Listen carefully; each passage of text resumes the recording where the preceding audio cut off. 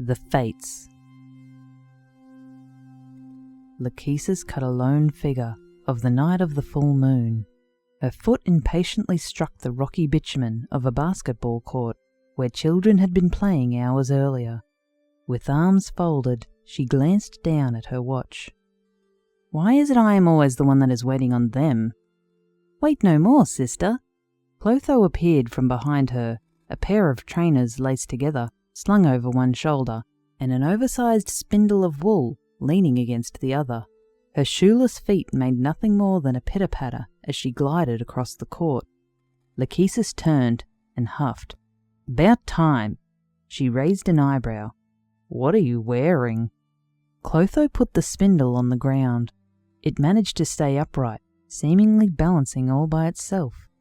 She plonked herself on the ground and shoved her feet into her trainers. I thought we'd get a quick game in. 1-on-1? Atropus can ref. Lachesis rolled her eyes. Her lips were pursed as she let out a hiss of air through her nostrils. We are not here for games. We have a job to do. Where is that old crow anyway? She's right over there. Clotho pointed to a lump on a bench curled up beneath an umbrella, broken and twisted no doubt from the recent storm. Lachesis's mouth dropped. Hey Grandma, wakey wakey, Clotho called. She skipped over to the bench. The lump stirred. 5 more minutes. A voice beneath layers of tattered blankets moaned.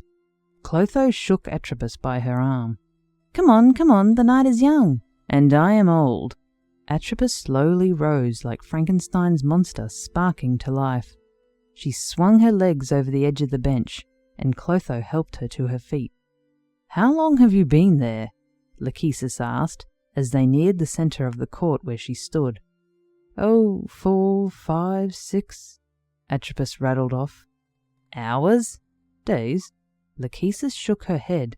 Let's just get this over with. Lachesis pulled a measuring rod from her sleeve that grew and grew as she continued to pull. When she finished, it was well over 10 meters long. Clotho took the end of the thread from her spindle and began walking it out across the basketball court.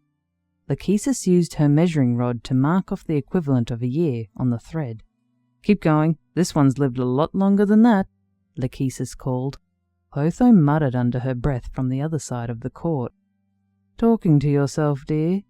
Atropus appeared, startling Clotho. Oh, it's just you. No, just sick of taking orders from Queen Bee over there. Atropus shuffled alongside Clotho.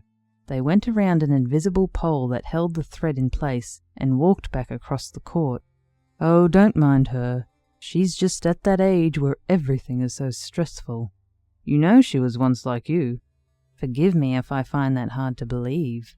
Atropus chuckled, but her glee soon turned into a coughing fit. Clotho stopped. Maybe you should sit down. I don't think you're needed until... Fine, dear, I'm fine. Still got a while left in me yet. Clotho paused. She nodded and started to walk again, slower for the shuffling Atropus beside her. But you're right, it is hard to believe. Even harder was that I was once where you are, trying to live every life at once. Then I became her. Atropus nodded in the direction of Lachesis, who was manically walking up and down the thread with her measuring rod. Always rushing, never enough time. Never knew what truly mattered in life. Atropus grabbed Clotho's arm and stopped her. But now I am me, and I do what I do. So, one day I'll become like her? Atropus nodded. And then you? Atropus stared into Clotho's eyes, knowing she already knew the answer to her question. But what if I can't, do what you do? I don't think I could ever do it. How could I be sure it was the right time? What if I just let life go on forever and ever? Atropus chuckled. Always so many questions in the young. Sorry, Atropus. It's okay, dear. You have a lot to learn, but you will learn it. These things take time. Clotho sighed. But let me tell you this. In life, there are good times, and there are bad times. But we need those bad times to understand the good. We need to learn why life is so precious. And it is precious because it ends. When you have lived yours and you get to my age, you will know what a life lived is. You will know when the time has come for the thread of life to be cut, and you will be able to accept it and do your duty, because you will understand. But it's still a little sad, the ending of a life. The life may have ended, dear, but the memories it created in others along the way will live on. Just like I'll remember you? I should hope so, dear.